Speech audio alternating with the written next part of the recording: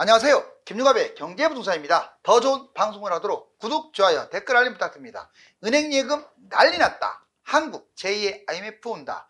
가계부채와 기업부채 등 민간대출과 연체율, PF대출에서 경제위기가 터질 가능성이 높으며 이는 국내의 경제 악화와 중국과 미국 등의 해외 여건이 맞물릴 때 더욱 위험합니다.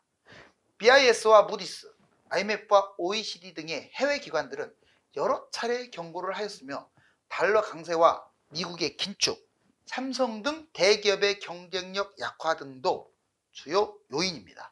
유료상담은 010-2616-6276 제가 직접 매수 타이밍과 입지를 추천합니다. 지금 바로 전화 주십시오. 은행 예금 난리 났다. 한국 제2의 IMF 온다.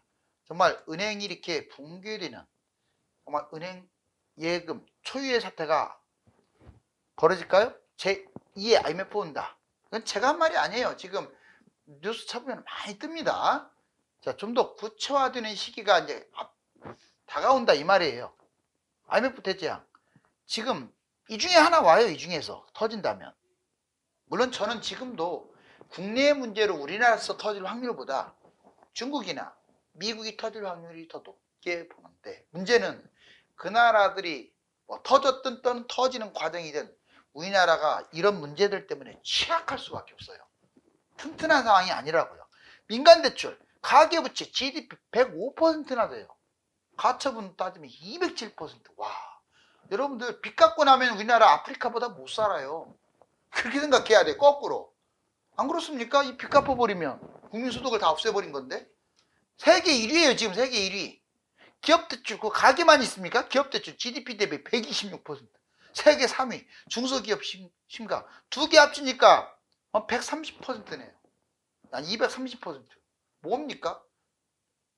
지금 100%로 국민소득을 싹 없애고 또 빚이 그래도 국민소득의 100%가 남아요. 그것만 있습니까? 정부 부채는 어디 있고요?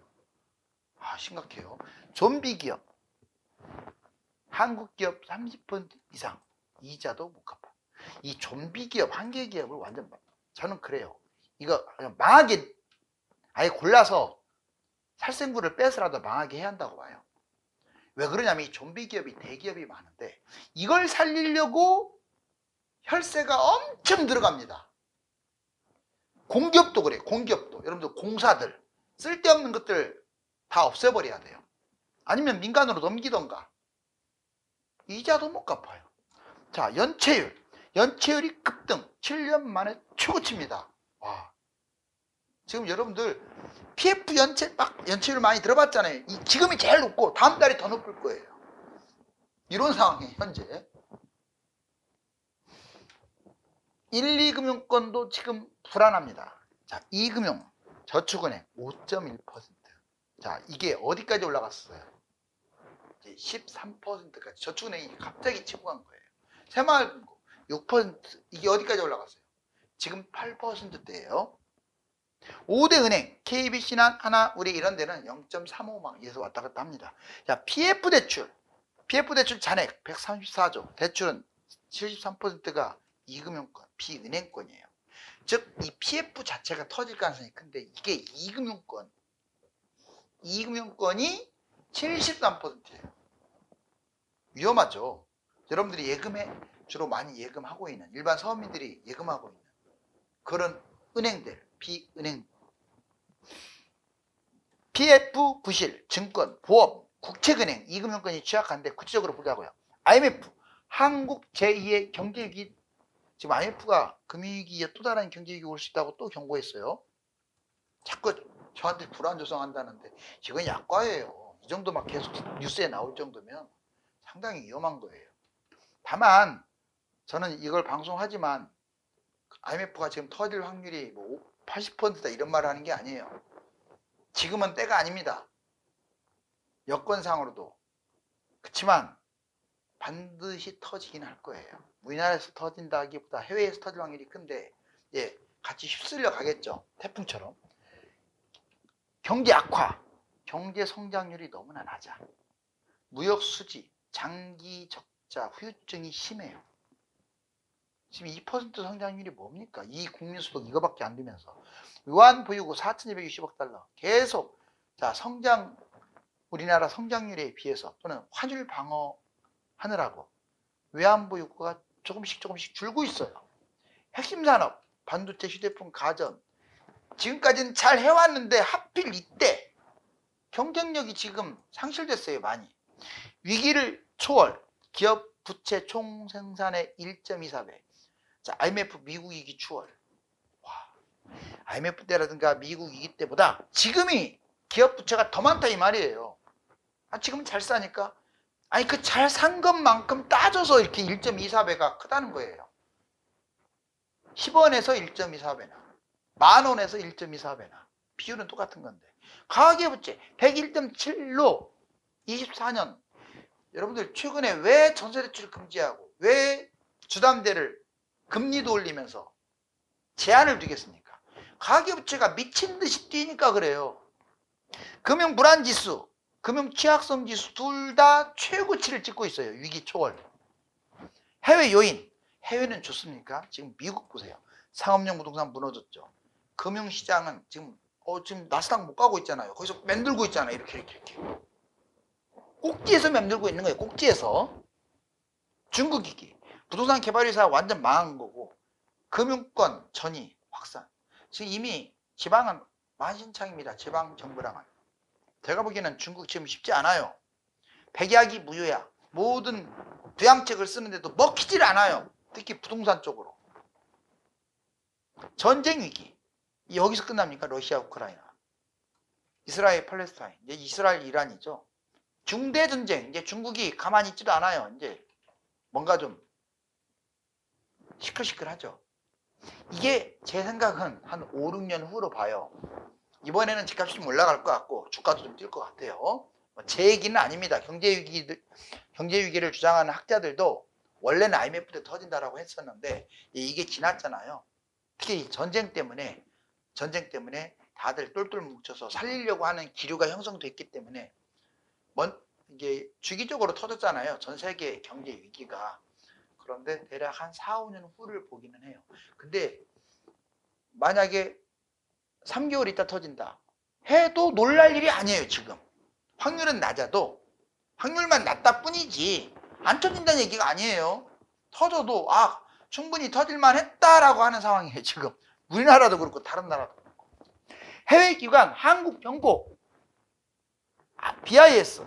자, 한국 가계부채 모니터링 강력하게. 가계부채가 지금 너무 심한데 또 심해졌어요. 가계부채 주범인 집값 거품을 빼야하는데 집값이 또 올라가고 있어요. 한국금융기관 취약성, 금융부채가 지금 부실하네요. 우리나라 금융기관은 진짜 취약해요. 특히 이금융권, 지방은행. 솔직히 은행이라고 할 수도 없어요. 지방은행은 정상적이야. 지방은행이죠. 무디스 부동산 익스포저 은행대출 40% 중반. 정말 어마어마하네요. 테일리스크 부동산 약세가 장기화될 가능성이 크다. 다행히 수도권은 이제 올라가고 있는데 올라가면 올라간 대로 거품. 떨어지면 너무 막 떨어져 버리면 금융위기 터질 수도 있다고 그래요. 금리 상승기 부동산 붕괴 금융위기 이렇게 가는 거예요. 금리가 상승했다가 떨어지는 시점이 제일 위험해요. 이게 지금 이때 조심해야 돼요. 예전에 미국이 금리가 꼭지까지 인상했다가 떨어지는 과정에서 미국이 사단이 나든 다른 나라가 사단이 나든 금융위기가 터졌던 거예요. 100%라고 했잖아요. 10년물, 2년물이 장단기 금리가 역전되거나.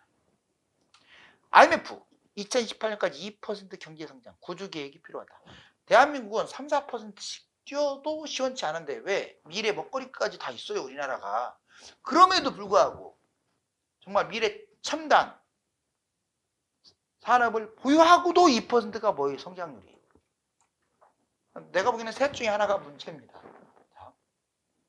기업, 노조, 정부. 하나 더 넣을까요? 국회. 그 중에 뭔가 문제가 있으니까 이 모양 옆꼴이지.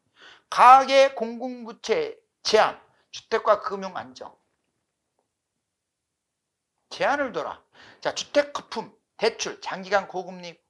그러니까 IMF는요, 장기간 고금리를 유지해라. 미국이 설령 기준금리를 내려도 내리지 말고 한국은 지금 가계부채가 심각하고 집값도 거품이 심하니 지금 그걸 지적하고 있어요. OECD 장기적으로 어둡다. 출산율, 수요 급감할 것이고 은행 대출 관리 정부는 대출 억제 정책을 쓰는 게 맞다. 지금 쓰고 있네요.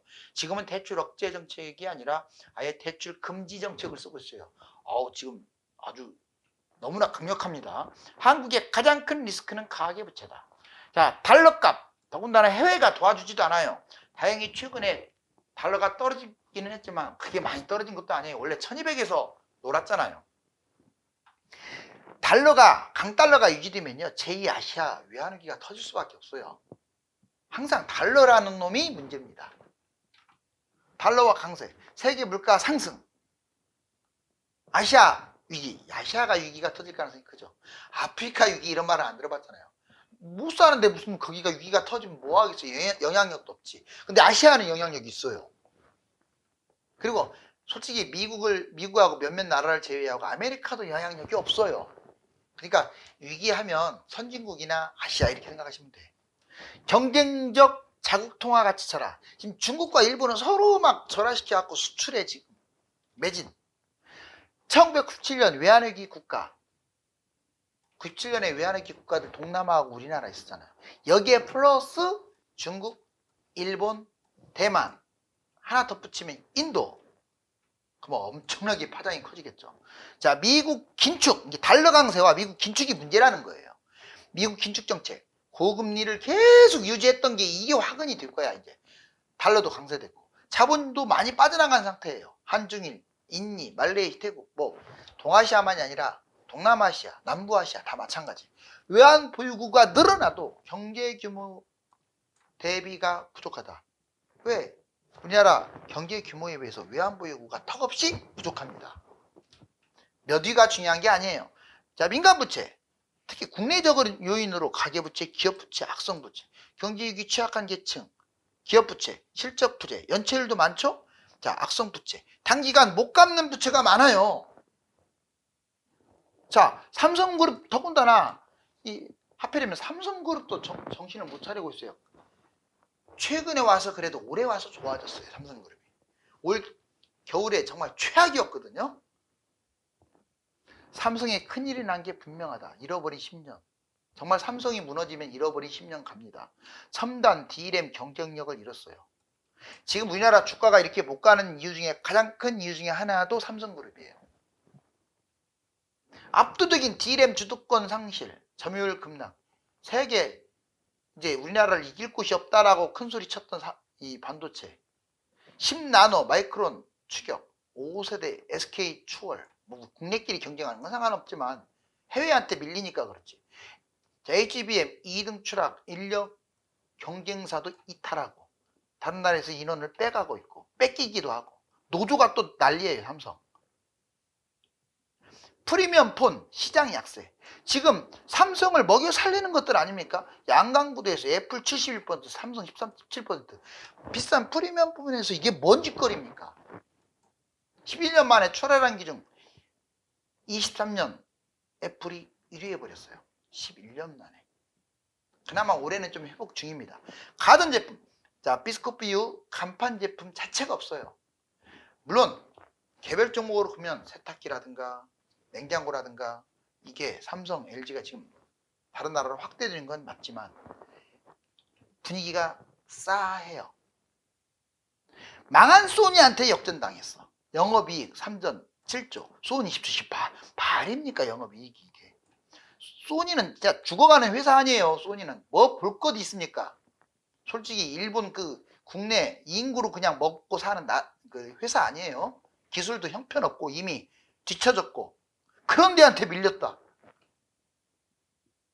파운드리 경쟁, 대만, TSMC 이건 전략을 좀 잘못 짠 개념도 있어요. 미국하고도. 경쟁도 안 돼요. 우리나라 주가가 약한 이유 중에 하나예요. PBR, 마이크론 12배, ASM 24배, 3전 1진배. 보세요. 얼마나 지금 약합니까? 저평가가 심각하죠.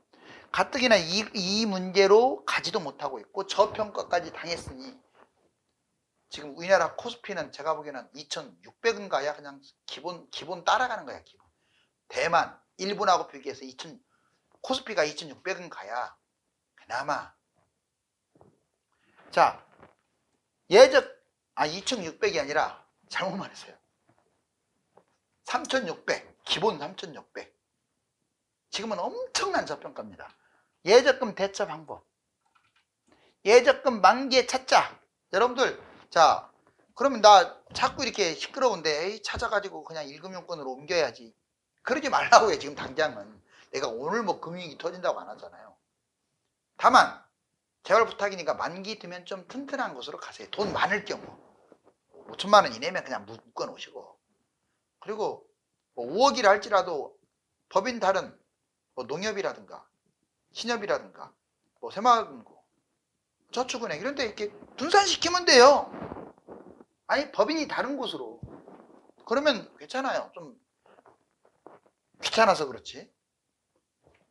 아니면 만기 되면 옮겨가세요. 1금융권으로. 부실 위험 인식. 1, 2년 만에 만기 후 분산 예치하라고 했습니다. 1금융권 5대 은행은 그래도 안전해요. 여기 부도난다는 생각은 갖지 마세요. 금융위기 터지면 부도나는 곳이 나오겠지만 2금융권하고 비교한다면 10배 이상 안전해요. 아니 100배 안전하다고 할 수 있겠네요. 금융위기 때나 부도가 납니다. 얘들은 금융권 만기 분산 원리금 5천만 원 이제 곧 1억 우체국 전액 보장합니다. 그러니까 금리가 낮아서 그렇지. 새마을 단위농협 얘들은 위험하니까 법인이 다른 곳으로 분산 5천만 원씩. 엄밀하게 말하면 이자 따지하니까 4천만 원씩. 자, 국책은행도 위기예요. 국책은행, 기업은행, 수출입은행, 산업은행이 이거 실적도 높다고 막 이런 말을 하더라고. 그래요. 실적 괜찮죠. 실적만 따집니까? 빚은 생각 안 해요. 골마 터진 건 생각 안 해요. 한번 실적 좋다고 해서 그 회사가 튼튼한 거예요. 미친 듯이 빚도 많고. 그런데 여기 보세요. 국책은행 건설업 대출 부실 1,600억, PF 리스크 감은 얼마나 많이 빌려줬는데요. 태형건설의 PF 대출 997억 원, 3위권 대출. 자, 기업은행이 지금 그러고 부실 채권 이자 5조, 고정이하 1.0%, 연체 0.64%. 여러분들 이자 5조. 개인사업 3,746억, 소상공인 76조, 이자 잔액 1조. 어마어마하게 기업은행이 지금 이렇게 해놨네요. 이거 못 받으면 거지예요. 거지. 적자예요. 다 받는다는 보장도 없어요 지금. 왜? 제일 안 좋은 것들만 밑닦게 한 게 기업은행, 수출입은행, 산업은행이에요. 맞잖아요. 안 빌려주니까 1금융권에서. 자, 수출입은행 5년 금융대기업 한 곳에서 42곳이 한 개 기업에 지금 봉착됐어요. 위험자산 규모 139조 5,507억. 전년 대비 15조 증가. 엄청나죠. 외화자산 88조. 전체 위험자산의 65% 외화자산이 악화된 상황이야. 이런 상황이면 진짜 정상적 회사는 망한 거예요. 몇 번 망했어요. 근데 뭐 실적 이번에 한번 좋다고 그 기업 왜 욕하냐고. 산업은행 고정이하 여신 381억 619%나 안 좋아졌고, 산업은행 연체액 379억 824%나 폭증했어요. 부동산 PF 대출 손실 워크아웃 확대 시 계속 위험할 겁니다. 물론 이제는 정점을 찍은 것 같다고 제가 얘기했잖아요. 얘들도 정점을 찍었어요. 이처럼 안 좋아요. 국책은행이 마치 공사처럼. 2금융권 위기 또다시 한국식 금융권 뇌강. 제발 부탁이니까 저축은행, 새마을금고, 신협 좀 정신 좀 바짝 좀 차렸으면 좋겠어요. 저축은행 신용등급 하향 상위 20개 PF 연체율이 지금 11.0으로 뛰었잖아요. 자, 79개 저축은행 있는데 진짜 안 좋습니다. 손실률이 100%로 확대됐어요. 새마을금고도 지금 7%, 8%까지 넘길 위기예요. 21년 1.9가 어떻게 7%까지 뜁니까? 제2 뱅크론 우려도 나오고 있고, 신협, 특히 산림조합에서 신협이 제일 문제야. 연체율이 제일 세거든요. 고정이하도 세고. 즉 이 은행들이 당장 부도난다는 건 아닙니다. 그렇지만 좀 지금 금감원이라든가 이런 데서 신경을 많이 쓰고 있으니 좀 제대로. 세계 경제에 덮친 아래 공포, 중동 불안, 우리 대응 이상 없나. 지금 세계 3대 위기가 있어요. 동시 폭발, 아래 공포. 미국발 경기 침체를 아래 공포라고 하죠. 자, 금리 인하 타이밍 실기. 지금 실기했어요. 미국발 거품 5가지. 미국이 뭐가 거품이 많냐? 주가, 부동산, 채권, 달러, 암호화폐. 중국 위기, 성장률 엉망진창, 제조업 실업률 난리. 경기 침체, 디플레이션 진입하고 성장 동력도 이미 잃어버렸어요. 중국 이대로 쭉 미끄러졌으면 좋겠어요. 경제 위기 안 하고. 중국이 잘 살게 되면요, 우리나라한테 좋을 거 하나도 없습니다. 부동산, 개발회사 부도, 지방정부 부채 심각, 중동전쟁, 자, 이전쟁, 러우전쟁, 지정학적 리스크가 있는 중국 대만하고 우리나라하고 북한. 바로 이 3가지가 동시에 터지면 난리가 나겠죠. 자, 서울 집값 금액대별 이거 꼭 좀 보세요. 자, 여러분들 매매가는 6억 7억이면 이제 투자금은 3, 4억, 나머지는 전세 끼고니까 갭투자. 이랬을 때 6, 7억일 때 어디를 잡고 10억일 때 어디를 잡고 14억일 때 어디를 잡고 쭉 나와 있습니다. 고정시켜는 꼭 보세요. 참 이거 4, 5억으로 되어 있는데 이거 10억입니다. 10억. 제가 크게 3방향으로 나눴어요. 노원, 도봉, 강북, 중랑, 은평, 금천, 구로. 여기 서울의 하급지. 중급지는 서대문, 동대문, 양천, 강서, 중구, 종로, 성북, 관악. 이게 중급지. 상급지는 강남, 서초, 송파, 용산, 성동, 광진, 동작, 영등포. 이게 상급지. 딱 보면 알아요. 3갈래로 나눴고, 자, 평수 25평과 32평으로 나눴고, 그 다음에 신축과 구축으로 나눴어요. 이렇게. 그래 놓고 매매가와 투자금 얼마 들어가면 어디를 사느냐를 정리했으니까 도움 되겠죠.